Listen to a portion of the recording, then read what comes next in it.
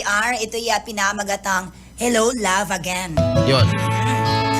Kay good news para sa lahat ng fans ni Catherine Bernardo at Alden Richards, tuloy na ang sequel ng blockbuster movie nilang Hello Love Goodbye. Okay, ang Hello Love Again ay ang magiging bonggang collaboration ng Star Cinema at GMA Pictures ngayong taon na muling ididirect ni Cathy Garcia Sampana. Nasabing movie ka, JR, ibigyang buhay muli ni Catherine at Alden ang pinasikat nilang karakter na sina Joy at Ethan.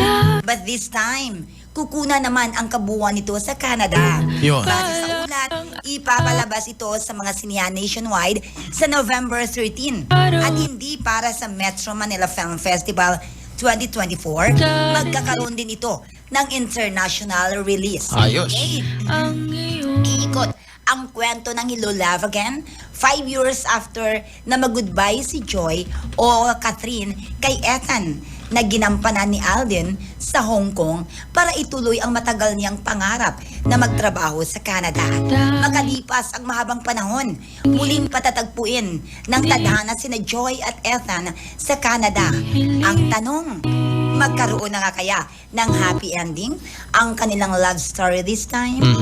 Dream come true naman kung inarawan ni Catherine Bernardo at Alden Richards nilang pagtatambal sa pelikulang Hello Love Again. Ayun, oo. Alam Hello, mo, Love Again. kung nung wala pa ang Rewind movie, kasi yung Rewind movie, ito yung ngayon highest grossing Philippine films. Umabot sa $17 million Oo. sa international. Basta sa Pilipinas, Arlene, 1 billion pesos na.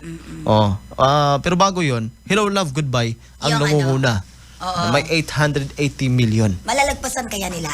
Depende, ha? Depende yun. Abangan na lang natin mga alternative. Most requested to Carlin.